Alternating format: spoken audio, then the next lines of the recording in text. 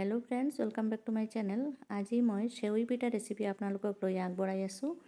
सेवई पिठा बनाবৰ কাৰণে মই ইয়াতে পিঠাগুড়ি লৈছোঁ ডাঙৰ বাটিৰে 2 বাটি আৰু 1 বাটি পানী মই ইউজ কৰিম। পানীখিনি মই গৰম হ'ব দিছোঁ।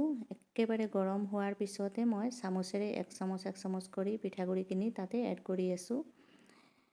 পিঠাগুড়ি এড কৰাতে অলপ কৰি এড কৰিব লাগে আৰু গেছৰ ফ্লেমটো ল' কৰি দিব লাগে। যেতিয়া চাব পানীখিনি অলপ শুকাই আহিছে তেতিয়াই পিঠাগুড়ি দিয়া বন্ধ কৰি দি অলপ লৰাই থাকিব। আৰু যদি গম পায় পানী অলপ বেছি হৈ আছে তেনেহ'লে পিঠাগুড়ি আৰু অলপ দি দিব। এনেকুৱা টাইমত যদি গম পায় আপোনাৰ এনেকুৱা লাগে যে পানী অলপ বেছি হৈ গৈছে তেনেহ'লে পিঠাগুড়ি অলপ দিব।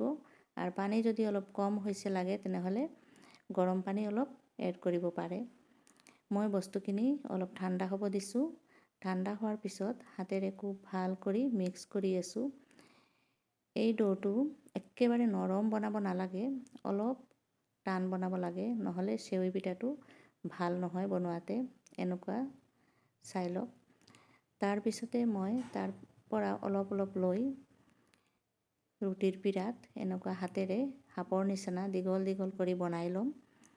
আপোনালোকে চাই থাকক, এই পিঠা বনোৱাৰ ৰেচিপিটো নিশ্চয় ভাল লাগিব। আৰু যদি চাই ভাল পায় তেনেহ'লে লাইক এটা কৰিবলৈ নাপাহৰিব, লগতে মোৰ চেনেলটোও সাবস্ক্ৰাইব কৰি দিব। মই বস্তুটো খুব লাহে আপোনালোকক দেখুৱাই আছোঁ। লাহে দেখুৱালে ভাল কৰি গম পাব কেনেকুৱা বনায়। এনেকুৱা কৰি দীঘল কৰি বনাই লৈ গোটেইখিনি মই আগতে ৰেডি কৰি ল'লোঁ।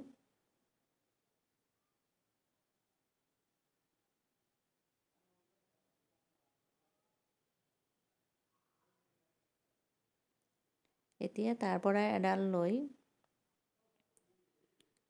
এনেকুৱা হাতেৰে অলপখিনি ভাঙি লাহে কৰি সেৱইটো বনোৱা মই দেখুৱাই আছোঁ। এইটো বস্তু কিন্তু বহুত স্পীডে বনোৱা হয়।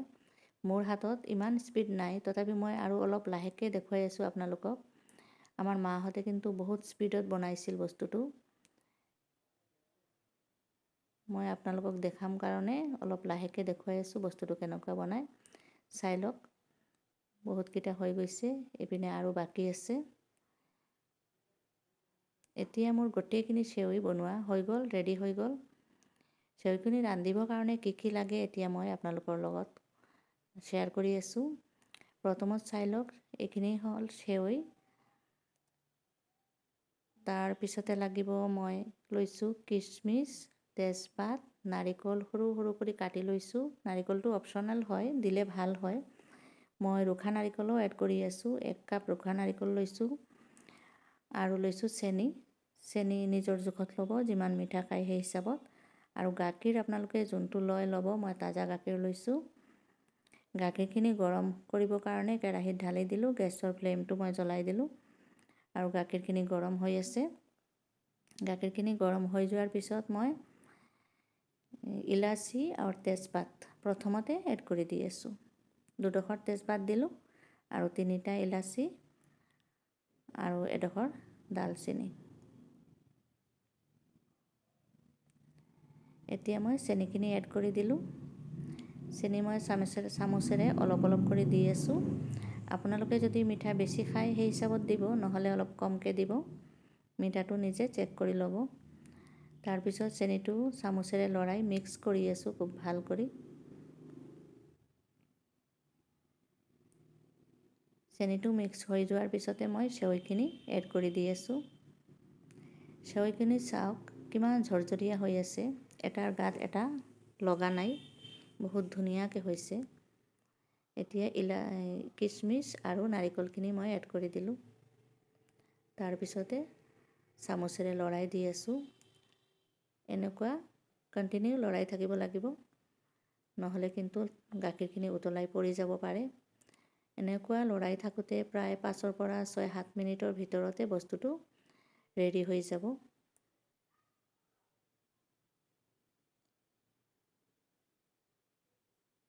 ভাল কৰি সেৱইখিনি মই কুক হ'ব দিলোঁ আৰু এইটো পৰ্যায়ত আহি মই গেছৰ ফ্লেমটো বন্ধ কৰি দি আছোঁ।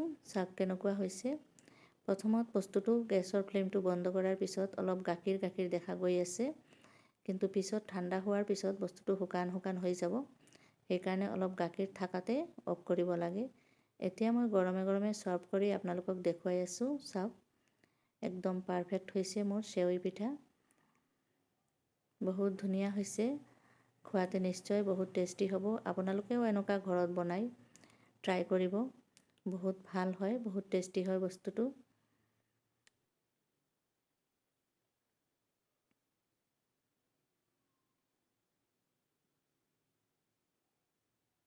মোৰ আজিৰ ৰেচিপি ৰেডি হৈ গ'ল। সকলোৱে ভালে থাকক, সুস্থ থাকক সেই কামনা কৰোঁ। আৰু মই আজিৰ ভিডিঅ'ৰ পৰা এইখিনিতে বিদায় লৈ আছোঁ।